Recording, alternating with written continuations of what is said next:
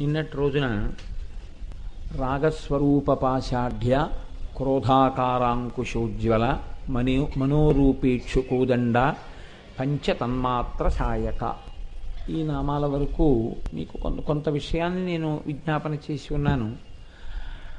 లలితా సహస్రనామ స్తోత్రం చదివేటప్పుడు ఒక జాగ్రత్త అవసరం అవుతుంది. కొన్ని 16 అక్షరాల నామాలు ఉంటాయి, కొన్ని 2 అక్షరాల నామాలు ఉంటాయి, కొన్ని 8 అక్షరాల నామాలు ఉంటాయి. వాటిని ఎక్కడా మధ్యలో విరవకూడదు. ఏవి 16 అక్షరాల నామమో తెలియాలి. తెలిసి అది చదివేటప్పుడు మధ్యలో ఆపడం కానీ మధ్యలో విరవడం కానీ చెయ్యకూడదు. అలా చేస్తే ఒక్కొక్కసారి ఏమవుతాయంటే కొన్ని నామాలకి అర్థం వ్యతిరేక అర్థం వచ్చేస్తుంది. అందుకని అలా సభాముఖంగా నేను దాన్ని వివరణ చేసి అలా తప్పర్థం ఎలా వస్తుందో చెప్పడం నా యొక్క ఆశయం కాదు. కానీ ఏ నామం ఎన్ని అక్షరాలతో ఉంటుంది, ఎక్కడ ఆపాలి అన్నది ఖచ్చితంగా తెలిసి చదివారనుకోండి, అది చదవడంలోనే మీకు తెలియకుండానే ఒక రకమైనటువంటి ఆనందం ఉద్భుతం అవుతుంది. అది చాలా ఆశ్చర్యకరంగా ఉంటుంది. అందుకే ఒక చిన్న ప్రయోగం ఒకటి చేస్తున్నాం. ఇత పూర్వం అలా ఉందో లేదో నాకు తెలియదు. ముద్రణ మా డాక్టర్ మూర్తి గారు ముందుకొచ్చి చాలా పెద్ద పరిశ్రమ ఒకటి చేస్తున్నారు ఇప్పుడు. ఆయన ఒక్కొక్క శ్లోకాన్ని ప్రింట్ వేసేటప్పుడు ఆ శ్లోకంలో శ్రీమాత అన్నప్పుడు కామా పెట్టి పైన 3 అంకేసి ఉంటుంది. అంటే 3 అక్షరాలతో నామం ఉంది, ఆపండి. శ్రీ మహారాజ్ఞి 5 ఉంటుంది. అంటే 5 అక్షరాల నామం, అది 5 అక్షరాల తర్వాత మీరు ఆగితే మంచిది అని. 16 వచ్చిందనుకోండి నామం ఉండి శ్లోకంలో 16 అని ఉంటుంది. ఈ శ్లోకంలో ఎన్ని నామాలు ఉన్నాయో కుడి చివర చూపిస్తారు. ఇలా చూపిస్తూ ఉండడం వల్ల ఏమవుతుందంటే మీకు చదవడం చాలా తేలికైపోతుంది. మీరు ఎవ్వరిని అడగక్కర్లేదు. ఆ శ్లోకం వంకి ఇలా చూడగానే ఇందులో ఇన్ని నామాలు ఉన్నాయి, ఇన్ని అక్షరాలతో ఈ నామం ఉంది, ఇన్ని అక్షరాలతో ఈ నామం ఉందని మీకు తెలిసిపోతుంది. ఆ పుస్తకాలు ముద్రణలో ఉన్నాయి, అవి వచ్చేస్తాయి. ఒక 2-3 రోజుల్లో వస్తాయి అనుకుంటాను.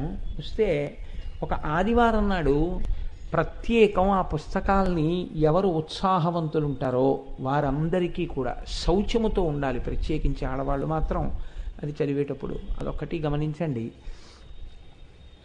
ఒకరోజు ఉదయం నేను అది ఏ తేదీ అన్నది నేను చెప్తాను. ఒక చక్కటి మంచి రోజు ఒకటి చూసుకుని ఆ రోజు ఈ పుస్తకాలందరికీ ఇచ్చి లలితా సహస్రనామ స్తోత్రం ఎలా చదవాలి అన్న దాని గురించి చెప్తాను. మీరు కూడా ఆ రోజు చక్కగా నాతో పాటు నేను చెప్తుంటే మీరు చదవచ్చు. అలా వీలైతే ఒక 2-3 రోజులు అప్పుడప్పుడు కూడా ఈ పరిశ్రమ జరుగుతుంది. దానివల్ల లలితా సహస్రనామ స్తోత్రాన్ని తప్పులు లేకుండా చదవగలిగినటువంటి ప్రజ్ఞని మీరు సంపాదించుకుంటారు. ఉత్తరోత్తర ఒక అత్యద్భుతమైనటువంటి కార్యక్రమము అందులోంచి ఊపిరి పోసుకుంటుంది. నాకు తెలిసి కాకినాడ పట్టణంలో, నాకు తెలిసి ఎందుకనంటే ఇంతకుముందు ఎవరైనా పెద్దలు చేశారేమో నాకు తెలియదు, ఒక అత్యద్భుతమైన కార్యక్రమం. అంతే చెప్తాను, అంతకన్నా వివరాలు చెప్పను. అప్పుడు చెప్తాను. ఒక అత్యద్భుతమైన కార్యక్రమం ఒకటి జరుగుతుంది. ఆ కార్యక్రమంలో సువాసిని అయినటువంటి ప్రతి స్త్రీ తన జీవితాన్ని పండించుకోగలిగినటువంటి రీతిలో ఆ కార్యక్రమం రూపకల్పన జరుగుతుంది. మీరు బెంగ పెట్టుకోక్కర్లేదు. అందరు సువాసినులకి అవకాశం ఇచ్చేటట్టుగా కార్యక్రమాన్ని రూపకల్పన చేస్తాం. కాబట్టి ఆ పుస్తకాలు వచ్చిన తర్వాత మీకు ఆ లలితా సహస్రనామ స్తోత్రాన్ని చక్కగా చదివేటటువంటి విధానం కూడా మీకు తెలియచేసే ప్రయత్నం చేస్తాం. అమ్మవారి అనుగ్రహంతో అది పరిపూర్ణమగుగాక. ఇప్పుడు మనం ఇవాళ అనుసంధానం చేయవలసినటువంటి నామం నిజారుణ ప్రభాపూర మధ్య బ్రహ్మాండ మండల. ఈ నామం చెప్పేటప్పుడు మధ్యలో ఆపకూడదు. ఎక్కడాను ఆపడం కానీ విరవడం కానీ చేయకూడదు. దాన్ని అలా కానీ చేస్తే దాని అర్థం వేరుగా వస్తుంది. నిజారుణ ప్రభాపూర మధ్య బ్రహ్మాండ మండలాయై నమః అంటే తన యొక్క అరుణ వర్ణముతో. ఇత పూర్వం చెప్పినప్పుడు ఉద్యద్భాను సహస్రాభ అన్న నామం చెప్పినప్పుడు ఏ కాంతి చెప్పలేదు. ఉదయిస్తున్న సూర్యుడి కాంతి, ఉదయిస్తున్న సూర్యుడి కాంతి ఎరుపు అని మీరు తెలుసు కాబట్టి దాన్ని అన్వయం చేశారు. ఇప్పుడు చెప్పేస్తున్నారు ఇప్పుడు అమ్మవారి 4 చేతులు, 4 చేతులలో ఉన్న ఆయుధాలు మీకు ముందు చూడగలిగితే మళ్ళీ ఇంకోసారి ఎరుపు కాంతి వస్తుంది. 2 ఎరుపు కాంతుల మధ్యలో అమ్మవారి 4 చేతులు, 4 ఆయుధాలు ఉన్నాయి. ఇది మీరు బాగా పట్టుకోవలసిన రహస్యం లలితా సహస్రంలో. ఇప్పుడు మీకు ఆ 4 చేతులలో ఉన్న ఆయుధాలు కనపడిన తరువాత మళ్ళీ ఎర్రకాంతి వస్తుంది.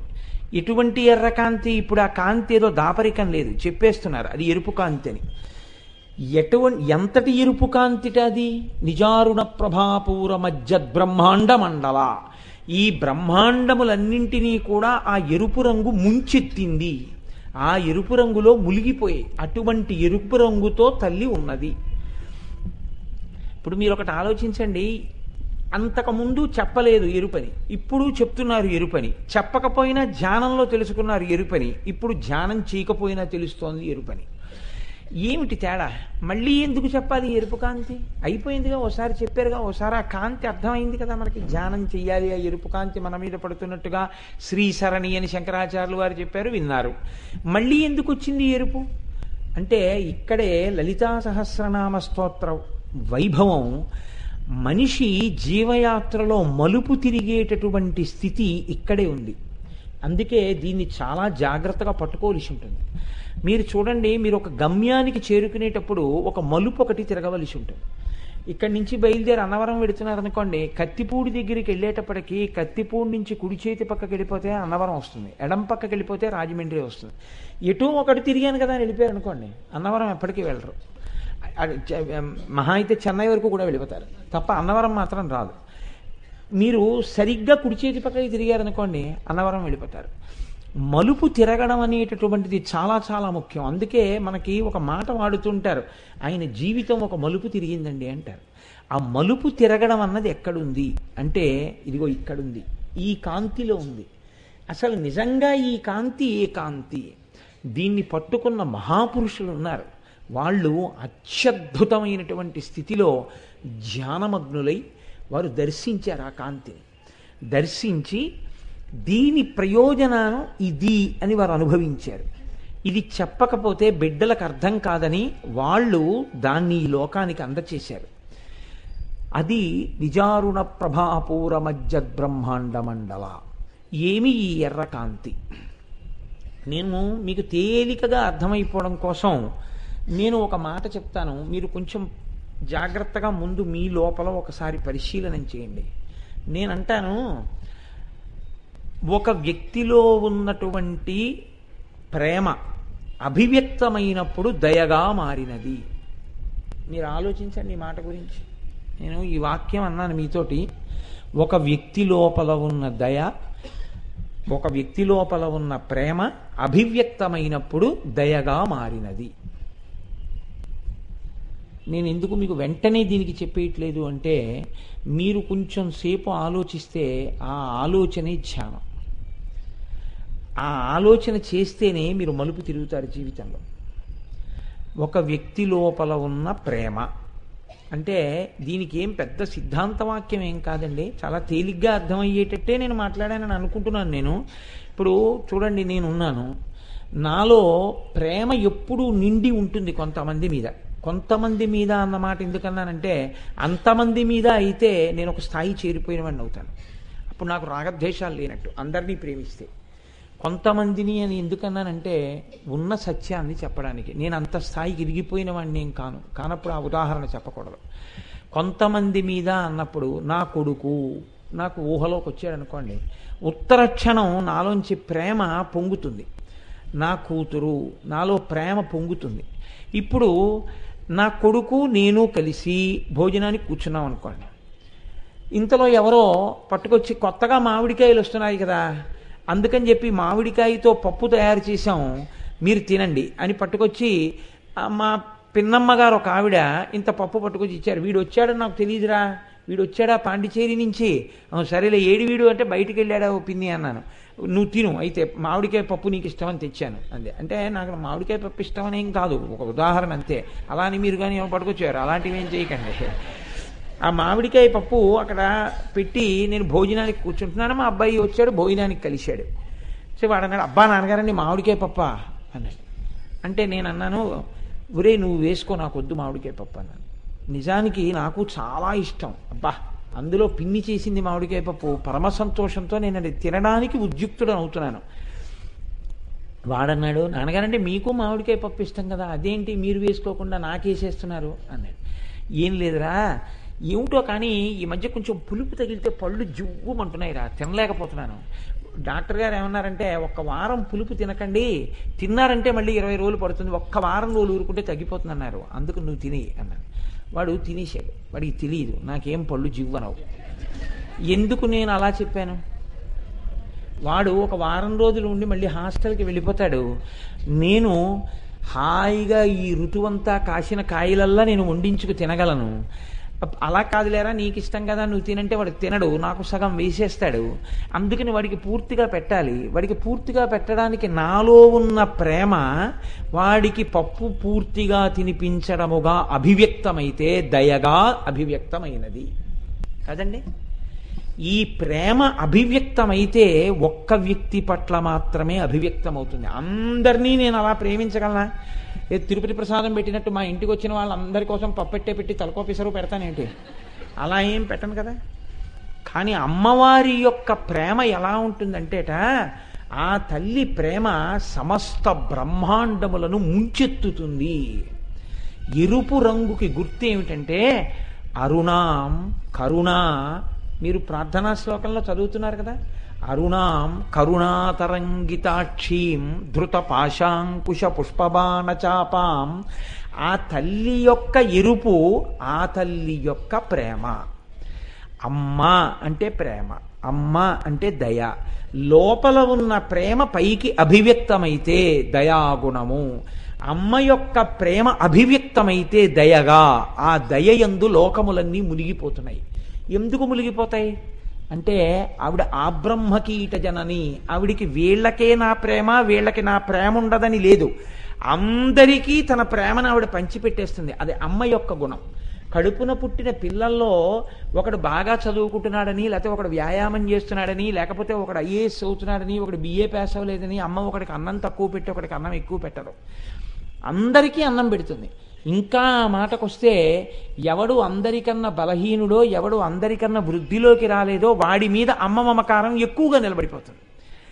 అమ్మవారి యొక్క మమకారం కూడా అంతే. అందుకే ఆవిడలో ఉన్నటువంటి ప్రేమ వ్యక్తమైతే దయగా ఈ బ్రహ్మాండములనన్నిటినీ ముంచెత్తినది. ఇది ఎలా ముంచెత్తినది, దీని రూపమేమి అని అడిగారు. అంటే దీని రూపమేమి అంటే, నా యందు నా పుత్రుడి పట్ల ప్రేమగా దయగా అభివ్యక్తమైతే మామిడికాయ పప్పు వాడికి పెట్టడంగా అభివ్యక్తమైంది కదండి. ఒక ఉదాహరణకి మీరు భావించండి, తేలిగ్గా అర్థమవుతుందని అలా అంటున్నాను. అమ్మవారి ప్రేమ అభివ్యక్తమైతే దయగా ఎలా అభివ్యక్తమైంది అని అడిగారు. దానికి ఉపనిషత్తు వేదం ఏమంటాయంటే, సో కామయత బహుశ్యాం ప్రజాయేతి అంటే, ఒక్కడిగా ఉన్నటువంటి పరమాత్మ తానే బహుముఖంగా అవ్వాలి అని అనుకున్నాడు. అనేక రూపములు పొందాలి. మనం చూడండి, ఒక చిత్రమైన లక్షణం ఉంటుంది. కెమెరా అనేటటువంటిది పట్టుకుని ఒక ఆయన నించున్నాడు అనుకోండి, ఎంతటి స్థాయిలో ఉండవలసినటువంటి వాడైనా, ఎంత పెద్ద మనిషి అనిపించుకున్న వాడికైనా ఓ వెర్రి బుద్ధి పుడుతుంది. ఏదో పిల్లలు పెద్ద పెద్ద టోపీలు ఎట్టుకు తిరిగారనుకోండి తిరుపతిలో, అందరూ పెద్ద మనిషి అనుకున్న ఆయన ఏం చేస్తాడంటే, పిల్లలు ఇద్దరి దగ్గర 2 పెద్ద టోపీలు ఇచ్చుకుని తనోటి పెట్టుకుని తన భార్య కోటి పెట్టి ఆవిడ భుజం మీద చెయ్యేసి ఇంతమందిలో ఫోటో తీయించుకుంటాడు. ఎందుకు వచ్చింది ఈ బుద్ధి నీకు? ఎందుకు నీకు ఆ పెద్ద టోపీ, మీ ఆవిడకో టోపీ పెట్టడం ఏంటి, ఫోటో తీయించుకోవడం ఏంటి అంటే, కెమెరా కనపడేటప్పటికీ ఫోటో తీయించుకోవాలన్న కోరిక పుట్టి తన వేషం కొత్తది పెట్టి ఫోటో తీయించినది అక్కడ ఎట్టుకు చూసుకుని విషమోయ్ అని మురిసిపోతుంటాడు. అలా ఈశ్వరుడికి కూడా శోకామయతి, లోపల నుంచి ఒక కోరిక పుట్టింది. ఏమని? ఇలా ఒక్కడిగా కాదు, నేనే అనేకమవుతాను, బహుశ్యాం ప్రజాయేతి, అనేకమవుతాను. ఈ కోరిక పుట్టినప్పుడు హింసించడానికి కాదు, తాను అనేకులుగా అవ్వాలనుకున్నాడు. ఇప్పుడు ఇదంతా ఎవరు? అమ్మవారే. సహస్రశీర్ష పురుష ఆ తల్లే. ఇప్పుడు అనేకమయ్యేటప్పుడు ఆయన అనుకోగానే అభివ్యక్తమైన ఆయన కోర్కే రాగము అంటారు. అది ఎరుపుతో సంకేతిస్తారు. మార్పు ఏదైనా ఎరుపుతో సంకేతిస్తారు. ఒకడు అనేకమైతే అమ్మవారిగా అభివ్యక్తమైంది ఆ ఎరుపు రంగుగా.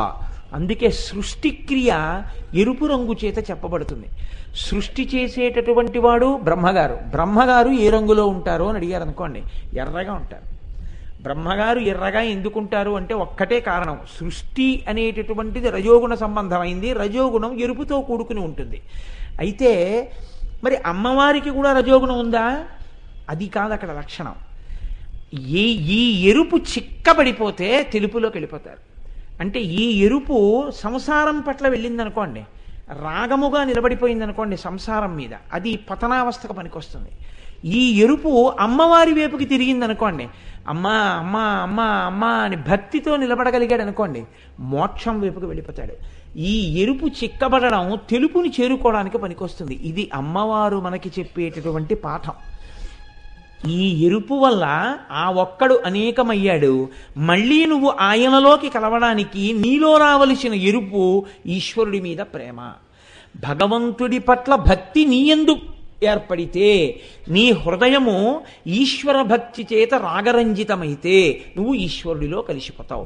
అప్పుడు అది రజోగుణం అవదు, అది సత్వగుణము కన్నా గొప్పదైనటువంటి శుద్ధ సత్వాన్ని దాటి ఈశ్వరుడి యందు చేరుకోవడానికి మార్గం అవుతుంది. ఇన్ని చెప్పడం ఆ తల్లి బ్రహ్మాండములనన్నింటినీ తన ఎరుపు కాంతి యందు ముంచుట కాదు. ఆ ఎరుపు కాంతిలో ముంచడం వెనకాతల ఒక పెద్ద రహస్యం ఒకటి దాక్కుంది. మీరు కొంచెం జాగ్రత్తగా ఆలోచిస్తే, నేను అప్పుడప్పుడు ఈ విషయాన్ని, ఈ ఉపమానాన్ని వాడుతూ ఉంటాను.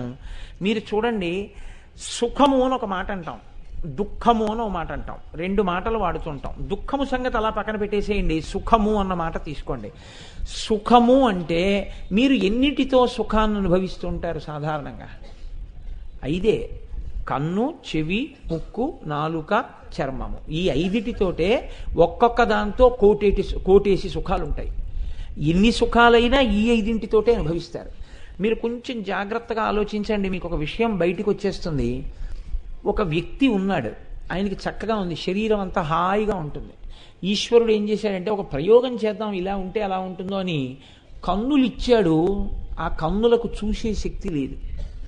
ముక్కు ఇచ్చాడు, ఆ ముక్కుకు వాసన చూసి వాసన పసిగట్టగలిగిన శక్తి లేదు. నాలుక ఇచ్చాడు, రుచి చెప్పగలిగిన శక్తి లేదు. చర్మం ఇచ్చాడు, దానికి స్పర్శ శక్తి లేదు. ఇప్పుడు దానికి శబ్ద, స్పర్శ, రస, రూప, గంధ 5 శక్తులు లేవు, తన్మాత్రలు. ఈ 5 తన్మాత్రలు తీసేసి 5 జ్ఞానేంద్రియములను మాత్రం ఉంచాడు. ఇప్పుడు నాకు ఒక విషయం మీరు చెప్పండి, పైన బ్రహ్మాండంలో ఎన్ని అందాలున్నాయి, ఇతనికి ఏమైనా సంబంధం ఉంటుందా? ఎన్నో అందాలున్నాయి. గులాబీ తోటలు ఉన్నాయి, జలపాతాలు ఉన్నాయి, పెద్ద పెద్ద రాజగోపురాలు ఉన్నాయి, అందమైనటువంటి లోకంలో పుష్పవాటికలు ఉన్నాయి, చక్క చక్కటి కోనేరులు ఉన్నాయి, ఈశ్వరమూర్తులు ఉన్నాయి. ఇతను ఏమైనా చూస్తాడా? ఇతను అనుభవించేది ఏం లేదు, ఎందుకంటే ఇతనికి కళ్ళు లేవు. లోకంలో ఎన్నో సంగీతాలు ఉన్నాయి, ఎన్నో ధ్వనులు ఉన్నాయి, పక్షుల కలకూజితాలు ఉన్నాయి, ఎన్నో ఉన్నాయి. అతను ఏమైనా అనుభవిస్తాడా? ఏం వినలేడు, చెవులు, అతనికి వినే శక్తి లేదు. కొడుకొచ్చి ముట్టుకున్నాడు, కూతురు వచ్చి ముట్టుకుంది, భార్య వచ్చి ముట్టుకుంది, గురువు వచ్చి ముట్టుకున్నాడు, పక్కవాడు ముట్టుకున్నాడు, ఎవరు ముట్టుకున్నా అతను ఏమైనా తెలుసుకోగలడా? అతనికి తెలియదు. నిప్పెట్టారు, అతనికి తెలియదు. నీరెట్టారు, అతనికి తెలియదు. అతను చూడలేడు, అతను వినలేడు, అతనికి స్పర్శజ్ఞానం లేదు. అతని నాలుక మీద బొగ్గు పెట్టినా నవిలి మింగేస్తాడు, అతని నాలుక మీద బూంది లడ్డు పెట్టినా నవిలి మింగేస్తాడు. కారణం ఏంటంటే అతనికి ఏమి తేడా తెలియదు, రుచి లేదు. ఇప్పుడు శబ్ద, స్పర్శ, రస, రూప, గంధ ఈ 5 అమ్మవారు వెనక్కి తీసేసింది అనుకోండి. ఈ 5 నేను తీసేస్తున్నాను వ్యక్తుల్లోంచి అందనుకోండి. మీరు ఒక్కటి ఆలోచించండి, ఇంకా సుఖము అన్న మాట లోకంలో ఏమైనా ఉందా? ఏం లేదు. ఇక పైన బ్రహ్మాండంలో అందాలన్నీ ఉన్నాయి, మీకెందుకు పనికిరావు. బ్రహ్మాండంలో శబ్దాలన్నీ ఉన్నాయి, మీకెందుకు పనికిరావు. బ్రహ్మాండంలో ఎన్నో స్పృశిస్తాయి, మీకెందుకు పనికిరావు. ఎన్నో రుచులున్నాయి, మీకేం సంబంధం లేదు. మీరు ఎందుకుంటారు అంటే, ఆకలంటూ ఒకటి వేస్తుంది, కళ్ళు లేవు, నా నోటికి రుచి తెలియదు. కాబట్టి కబంధుడని రామాయణంలో ఒక ఆయన ఉంటాడు, అలా ఇలా తడుగుతారు, ఏదో తగులుతుంది. అది ఒకవేళ తన కడుపున పుట్టిన పిల్లాడే అవ్వచ్చు, వాడికి ఏం తెలియదు కదా. వాడు చూడలేదు, వినలేదు, ఏమి వినపడదు వాడికి. వాడు ఒకవేళ ఏడిచినా వీడికి వినపడదు. వాడు తింటున్నా ఏం తింటున్నాడో తెలియదు. కాబట్టి తినేస్తాడు, మింగేస్తాడు, కాసేపటి కడుపు నిండిపోయినట్టు అయిపోయింది, ఊరుకున్నాడు. ఇప్పుడు చెప్పండి, అసలు లోకంలో ఈ 5 తీసేస్తే, శబ్ద స్పర్శ రస రూప గంధ, ఈ 5ంటిని అమ్మవారు వెనక్కి తీస్తే, మీరు ఒక్క క్షణం ఆలోచించండి, ప్రపంచంలో బ్రహ్మాండముతో పిండాండము ఆనందమును అనుభవించడం సుఖం అన్న మాట ఎక్కడైనా ఉంటుందా? ఏం లేదు, లేదు కదా. మీరొక్కసారి అటువంటి ప్రపంచాన్ని ఒక్క నిమిషం పాటు ఊహ చేయండి. భయంకరంగా ఉంటుంది, పరమ భయంకరంగా ఉంటుంది అటువంటి ప్రపంచం ఇంత సంతోషంగా ఉందంటే, నేను చెప్తున్నాను మీరు వింటున్నారంటే, ఇన్ని వేల కళ్ళతో మీ అందరూ నన్ను చూస్తున్నారంటే, మీరు వెనకనున్న అమ్మవారిని చూస్తే, నేను చెప్తున్నది మీ జ్ఞాననేత్రంతో చూడగలుగుతున్నారంటే, ప్రసాదం తింటున్నామంటే, ఇవన్నీ ఎవరిచ్చిన శక్తులు? ఆ తల్లి పట్టుకుంది. పంచతన్మాత్రశాయక. అమ్మ పిల్లల పట్ల పనిచేస్తుంది. పిల్లాడంటాడు, అమ్మ నేను వాళ్ళ ఇంటికి వెళ్ళానమ్మా, బ్రెడ్ హల్వా తిన్నానమ్మా, ఎంత బాగుందోనమ్మా అంటాడు. అమ్మ వెంటనే వాళ్ళకి ఫోన్ చేసి బ్రెడ్ హల్వా ఎలా చేశారండి అని కనుక్కుని బ్రెడ్ హల్వా చేసి కొడుక్కి పెట్టేసి తను వెళ్ళిపోదు. మీరు చూడండి, ఓ మాట అంటుంది, ఎలా ఉంది అంటుంది. చాలా బాగుందమ్మా అంటాడు. ఆ తర్వాత చాలా బాగుందా అంటే, చాలా బాగుందమ్మా అంటాడు. ఆంటీ చేసింది బాగుందా, నే చేసింది బాగుందా? ఆంటీ చేసింది బాగుంది అన్నాడు అనుకోండి. ఆంటీ చేసిన దాంట్లో ఏం బాగుందిరా అంటుంది. అంటే అమ్మ ఆంటీ చేసిన దాంట్లో యాలకకుండా కూడా వేసింది. ఉండొక్కసారి అని పళ్ళెల్లో తీసేసి గబగబా 4 యాలక్కాయలు కొట్టేసి గుండ చల్లేసి తీసుకొచ్చి అక్కడ పెడుతుంది. ఇప్పుడు వాడు తినే, అమ్మ ఆంటీ చేసిన దానికన్నా ఇది చాలా బాగుందమ్మా, నువ్వే బాగా చేసావని అనుకోండి. అమ్మ గజారోహణం చేసినంత సంతోషపడిపోతాం. ఇప్పుడు పెట్టేయడం ప్రధానమా, పిల్లాడు సంతోషించడం ప్రధానమా? అమ్మకి అనుభవించి పిల్లాడు సంతోషించడం అమ్మకి ప్రధానం. బ్రహ్మాండంలో అందాలు పెట్టి పిండాండం అనుభవించకుండా చేసేస్తే అమ్మతనానికి సంతోషం ఏమిటి? వీడు కృతజ్ఞుడై ఒక్కసారి నమస్కారం చేయకపోయినా అమ్మ మాత్రం పోన్లేరా, వాడిని అలా చూడని, వాడిని అలా తిని, వాడిని అలా అనుభవించని, వాడిని అలా సుఖపడని అంటుంది. ఇది అమ్మతనం. ఈ అమ్మతనానికి ఉన్న ప్రేమ రాగరంజితం. ఇది ఎరుపు. ఈ ఎరుపు బ్రహ్మాండములను ముంచెత్తుతోంది. ఈ శక్తి ఎంతటిదంటే అమ్మవారిది, ఆవిడ ఈ తన్మాత్రలతో పిండాండ బ్రహ్మాండ అనుసంధానం చేస్తుంటుంది ఎప్పుడు. ఇది శక్తి అంటే. అమ్మవారు అంటే ఎరుపు అంటే మీరు ఎప్పుడూ గుర్తుపెట్టుకోవలసింది ఆవిడ యొక్క శక్తి. ఈ శక్తి అన్నది ఎలా నడుస్తుంటుందో తెలుసా అండి? చాలా ఆశ్చర్యంగా. మీకు నేను ఒక ఉదాహరణ చెప్తాను. నాకు ఆకలేసింది, నేనేం తినాలి? డైనింగ్ టేబుల్ తినేను కదా, లేకపోతే మా ఇంట్లో షెల్ఫ్ తినేను. కాబట్టి నేను ఇప్పుడు ఏం తినాలి? పృథివిలోంచి వచ్చింది తినాలి. పృథివిలోంచి వచ్చిన ఒక యాపిల్ పండు అక్కడ ఉంది. నేను ఇప్పుడు ఆ యాపిల్ పండు తినేశాను. ఇప్పుడు ఇందులో ఉన్నటువంటి పృథివికి అవసరం వస్తే బ్రహ్మాండంలో ఉన్నటువంటి పృథివిలోంచి వచ్చిన పృథివిని తినేసింది. తినేసిన తర్వాత ఇప్పుడు ఇందులోకి వెళ్ళిపోయిన యాపిల్ పండులో కొంత శేషం మిగిలిపోయింది. ఇప్పుడు దీన్ని ఎవరు పట్టుకుంటారు? ఎవరు పట్టుకోరు. ఆ పృథివిని, శేషాన్ని మరునాడు ఉదయం మళ్ళీ పృథివే పుచ్చుకుంటుంది. ఈ పిండాండానికి దాహం వేసింది, నీళ్లు కావాలి. ఎవరైనా సృష్టించిస్తారేమిటి? బ్రహ్మాండమే నీరివ్వాలి. బ్రహ్మాండంలో నీరు నేను పుచ్చుకున్నాను, ఇందులో మళ్ళీ కొంత నీరు మలినంతో ఉండిపోయింది. ఎవరు పుచ్చుకుంటారు? బ్రహ్మాండమే పుచ్చుకోవాలి. దీనికి ఊపిరి కావలసి వచ్చింది. వాయువు ఎవరిస్తారు? బ్రహ్మాండమే ఇస్తుంది. బ్రహ్మాండంలో వాయువు పిండాండం పుచ్చుకుంది, ఇందులో మళ్ళీ లోపలికెళ్ళిన వాయువు కలుషితం అయిపోయింది. ఇప్పుడు దీన్ని ఎవరు పుచ్చుకుంటారు? మళ్ళీ బ్రహ్మాండమే పుచ్చుకుంటుంది. దీనికి వేడి కావలసి వచ్చింది, వేడి బ్రహ్మాండంలోదే పుచ్చుకోవాలి. దీనికి వేడి ఎక్కువైపోయింది, ఎవరికి ఇచ్చేయాలి? బ్రహ్మాండానికే ఇచ్చేయాలి. ఇప్పుడు మీకు తెలియకుండా రేడియేషన్ అని ఒకటి ఉంటుంది. రేడియేషన్ అంటే చల్లగా ఉన్నప్పుడు వేడెక్కించుట, వేడిగా ఉన్నప్పుడు చల్లబరుచుట. మీరు చూడండి, శీతాకాలంలో మీరు అంటే పొగొస్తుంది. బయట చల్లగా ఉంటే లోపల ఉండవలసిన 98.4 ఫారిన్ హీట్ ఎంత ఉందే అంత వేడిని ఉంచుతూ ఉంటుంది శరీరంలో. ఎవరు ఉంచుతున్నారు? నిప్పులు మనం మింగామా, మంట పక్కన కూర్చున్నామా? ఉంచుతున్న శక్తి ఒకటి ఉంది, అది ఉంచుతూ ఉంటుంది. వీడు పొద్దున్నుంచి రాత్రి వరకు, తెల్లారే వరకు ఏసీలోనే ఉన్నా శరీరంలో వేడి మాత్రం 2 పాయింట్లు కూడా తగ్గకుండా ఒక శక్తి చూస్తూ ఉంటుంది. ఏ శక్తి ఉన్నదో ఆ శక్తి సమన్వయం చేస్తోంది పిండాండ బ్రహ్మాండాల్ని.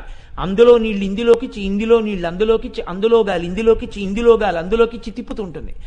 ఈ సమన్వయంలో మీరు గమనించండి ఒక విషయం, పృథివిని పుచ్చుకుని పృథివిని వదిలిపెట్టడంలో తేడా వచ్చిందనుకోండి.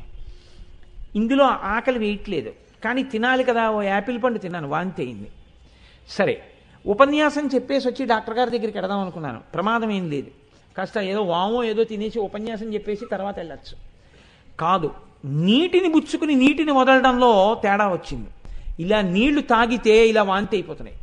ఇప్పుడు డీహైడ్రేషన్. ఉపన్యాసం చెప్పాక వెళ్ళడానికి వీల్లేదు, ముందు ట్యాబ్లెట్ వేసుకుని ఉపన్యాసానికి రావాలి. ఉపన్యాసం చెప్పచ్చేమో, కాదు, వేడి తగ్గిపోతోంది. ముందు అరికాళ్ళు తొందరగా మర్దనా చేసి 108కి ఫోన్ చేయాలి. ఊపిరందట్లేదు, బయట వాయువు లోపలికి వెళ్ళటలేదు. ఇప్పుడు ఎలా ఉన్నవాడిని అలా ముందు పరిగెత్తాలి డాక్టర్ గారి దగ్గరికి. ఈ అనుసంధానంలో ఒక భూతముతో ఒక భూతము యొక్క అనుసంధానము మరింత క్లేశమైపోతాయి.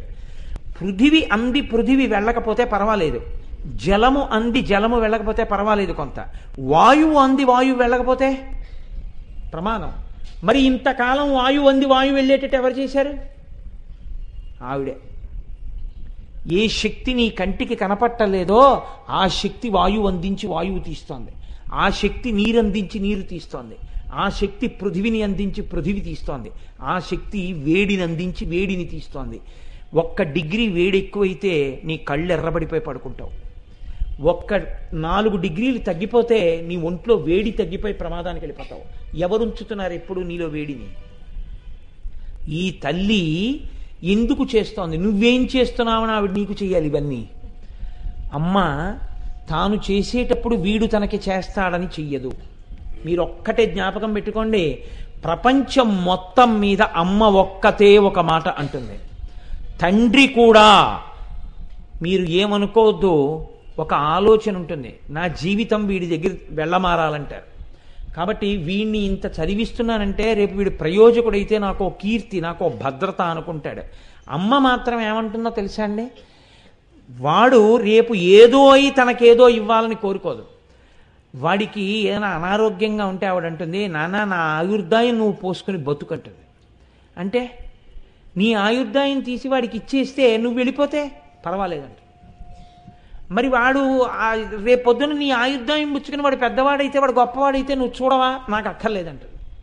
మరి నీకేం కావాలి? వాడు అలా ఉంటే నాకు చాలు, నాకేం అక్కర్లేదంట. ఇది అమ్మతనం. అమ్మ కృతజ్ఞత కోరని వ్యక్తి ప్రపంచంలో ఎవరైనా ఉంటే అమ్మ ఒక్కతే.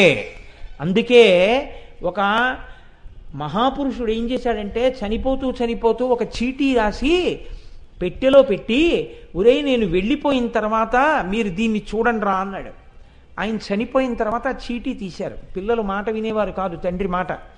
అందులో ఆయన వరుసగా రాశాడు. 1, మొట్టమొదట మీరు చెయ్యవలసిన పని అప్పిచ్చి తిరిగి అడగవద్దు అని రాశాడు. ఆహా, ఎంత గొప్ప మాట! అప్పిచ్చి తిరిగి అడగవద్దా? 2, విత్తు వేసి పందిరి పెట్టవద్దు. అదేమిటి, విత్తనం పెట్టి పందిరి పెట్టద్దా? సరే. అమ్మకి అన్నం పెట్టవద్దు. 3, 4, లోకంలో క్షామం వస్తే మీ ఇల్లు మీరు తవ్వేసుకోండి. చాలామందికి చూపించారు, మా నాన్నగారు చాలా పండితుడండి, 4 పెట్టెలో పెట్టి నేను వెళ్ళిపోయాక చూడండి అన్నాడు, ఎందుకు రాశాడండి అని అడిగారు. చాలామంది పండితులు చూసి అన్నారు, మీ నాన్నకి సంధి పుట్టి రాశాడు రా, దానికి అర్థం ఏంటి అని. అర్థం ఉండాలి, అమ్మకి అన్నం పెట్టద్దు, ఏంట్రా మాటలు అన్నారు. లేదు, ఈయనకి ఏదో ఉంది తమాషా, ఎందుకో రాశాడని వాళ్ళు తిరిగి పండితుడైతే చెప్పలేకపోతున్నాడని ఒక అఘాయిత్యం పండితుడి దగ్గరికి వెళ్ళారు. ఆయన దగ్గరికి వెళ్తే ఆయన అన్నాడు చూసి, ఒరే మీ నాన్న చాలా తెలివైనవాడు సుమా, మామూలుగా చదవకూడదు, తిరగేసి చదవండి అన్నాడు. అప్పు ఇచ్చి తిరిగి అడగవద్దు. అప్పు ఇచ్చేటప్పుడు ఎటువంటి వాడికి ఇవ్వాలో తెలుసా? ఎప్పుడు తీర్చేస్తానా అని బెంగ పెట్టుకుని వచ్చే నెల ఇస్తానన్నవాడు 2 రోజుల ముందే తీసుకొచ్చి ఇచ్చేసేటటువంటి వాడికి మాత్రమే అప్పు ఇవ్వాలి. అప్పిచ్చి నువ్వు ఒరే నా డబ్బు ఎప్పుడు ఇస్తావురా అని అనిపించుకునే వాడికి అప్పు ఇవ్వవద్దు. అంటే అప్పు ఇచ్చి తిరిగి అడగవద్దు అంటే అప్పు ఇచ్చి తిరిగి అడగవలసిన అవసరం లేకుండానే నీకు పట్టుకొచ్చి ఇచ్చేవాడికి అప్పియి. విత్తు పెట్టి పందిరేయవద్దు. ఇవాళ విత్తనం పెట్టి ఓ వారం పోయాక పందిరేద్దాంలా అంటే ఈలోగా తీగ పాకేస్తూ ఉంటుంది, నువ్వు పళ్ళ మీద తిరుగుతుంటావు, తీగ ఎక్కడానికి సరైన మార్గం దొరకదు, డొంకల్లోకి వెళ్ళిపోతుంది, కాయవలసినన్ని కాయలు రావు. ముందు పందిరేసి విత్తనం పెట్టు, ఎక్కువ ఫలసాయం వస్తుంది. అమ్మకి అన్నం పెట్టవద్దు, నువ్వెప్పుడు అమ్మకి అన్నం పెట్టకు. అమ్మ చేతి అన్నం నువ్వు తిను, నేను అమ్మకి అన్నం పెడుతున్నాను అనుకో. మా అమ్మ చేతి అన్నం నేను ఇంకా తింటున్నానండి, నా అదృష్టమను. 4, దేశంలో క్షామం వస్తే నీ ఇల్లు నువ్వు తవ్వుకో. దేశంలో క్షామం వస్తే ఇల్లు తవ్వుకోవడం ఎందుకో? ఇంకా ఎక్కడా ఎవరికి ఒకరికొకరు పెట్టుకునేటటువంటి రోజు ఉండదు కనుక నీ ఇంటి కింద మీరు పనికి మాలిన వాళ్ళని ఒక పాతు పెట్టాను, అప్పుడు అది బయటికి తీసుకుని బతకండ్రా అని మీ నాన్న పాతు పెట్టాడు రా అన్నారు. అబ్బా, మా నాన్న ఇంతటి ప్రేమైకమూర్త తెలుసుకోలేకపోయాం. ఎంత మంచి మాటలు చెప్పాడని ఆ 4 కొడుకులు మారిపోయారు. ఇప్పుడు తండ్రి చెప్పిన మాటల వెనక పరమార్థం ఎటువంటిదో, అమ్మవారు చేసేటటువంటి పంచతన్మాత్రల యొక్క సమన్వయమునందు, బ్రహ్మాండ పిండాండ సమన్వయమునందు, పంచతన్మాత్రలతో మనం అనుభవించేటటువంటి సుఖములకు అమ్మవారు మన దగ్గర నుంచి ఏం కోరుకుంటోంది? ఆవిడ కోరుకుంటే అమ్మ కాదు, ఆవిడ ఏమీ కోరుకోదు. ఏమీ కోరుకోకుండా మన అందరం సంతోషంగా ఉండాలని కోరుకున్న అమ్మతనం యొక్క అనురాగమే రాగరంజితమైన ఆ ఎరుపునందు మునిగిపోయిన బ్రహ్మాండాలు. అమ్మయందు ఆ ఎరుపు లేకపోతే, ఆ అమ్మ ప్రేమలో నువ్వు మునగకపోతే ఇవాళ నువ్వు ఉండడం అన్నదే ఉండదు. అదిరా అమ్మవారి ప్రేమంటే. కాబట్టి నిజారుణ ప్రభాపూరమజ్జద్బ్రహ్మాండమండల, ఆవిడ ఎరుపులో ఈ బ్రహ్మాండములు మునుగుతున్నాయంటే ఆ అరుణిమ ఆవిడ యొక్క కరుణ. ఇది పట్టుకున్న మహాపురుషుడు ఎవరో తెలుసా అండి? శంకర భగవత్పాదులు సౌందర్యలహరిలో చెప్పారు. ఎంత అందంగా చెప్పారో చూడండి మహానుభావుడు. అరాళా కేశేషు ప్రకృత సరళా మందహసితే శిరీషాభా చిత్తే దృషదుపల శోభాకుచతటే భృశంతన్వీ మధ్యే పృథురురసిజారోహ విషయే జగత్రాతుం శంభోర్జయితి కరుణా కాచిదరుణా అన్నారు. అరుణ, అమ్మా నీ ఎరుపు కరుణ, పరమేశ్వరుడి యొక్క కారుణ్యమే నీ ఎరుపుతనంగా బయటికి వస్తోంది. అమ్మా నువ్వు ఎటువంటి దానివో తెలుసా? అది శంకరాచార్యుల వారి ప్రజ్ఞ అంటే అనుభవించిన మహాపురుషుడు. ఆయన అంటారు, అరాళా కేశేషు, అమ్మా నీ ఒంటి మొత్తం మీద వంకర టింకరలుగా ఉన్నది ఒక్కటే ఉంది. ఏమిటది? నీ జుత్తు ఒక్కటే, నొక్కుల జుత్తు. అందుకని ఇప్పుడు అది అందమా అందవికారమా? వంకర టింకరగా ఉండడం ఎవరికైనా తప్పే. అమ్మవారి దగ్గర వంకర టింకరగా ఉన్నది ఒక్కటే ఉందన్నారు ఆయన. ఏదమ్మా అన్నారు. కేశేషు, నీ జుత్తు. అంటే అమ్మవారు ఏమనాలి? పక్కుని నవ్వాలి. ఎంత గొప్పగా చెప్పావాయ్ శంకరా అని. అరాళా కేశేషు, మిగిలినవన్నీ సరళంగా ఉన్నాయా? ఉన్నాయి. కానీ అమ్మ నన్ను బాగా హత్తుకున్నది ఏమిటో తెలుసా? ప్రకృత సరళా మందహసితే, తెచ్చి పెట్టుకుని ఎప్పుడో ఓసారి 6 నెలలకోసారి మాత్రమే నవ్వే శుద్ధమైన నవ్వు కాదు. ప్రకృత సరళ, అసలు నీ నవ్వుక అలవాటు. అసలు ఎంత పరిశుద్ధంగా ఉంటుందంటే నీ నవ్వు, అమ్మ పిల్లాడిని చూసి, పిల్లాడు చేసిన అల్లరి చూసుకుని, పిల్లాడి యొక్క విషయాలు చూసుకుని మురిసిపోయినట్టు. నాకు ఒక్కొక్కసారి చూసి సౌందర్యలహరి శ్లోకాలు గుర్తొచ్చి తన్మయుడని అయిపోతుంటాను. ఒక్కొక్కసారి పిచ్చాడు నిలబడినట్టుగా నిలబడిపోతుంటాం ఇలాంటివి జ్ఞాపకానికి వస్తే.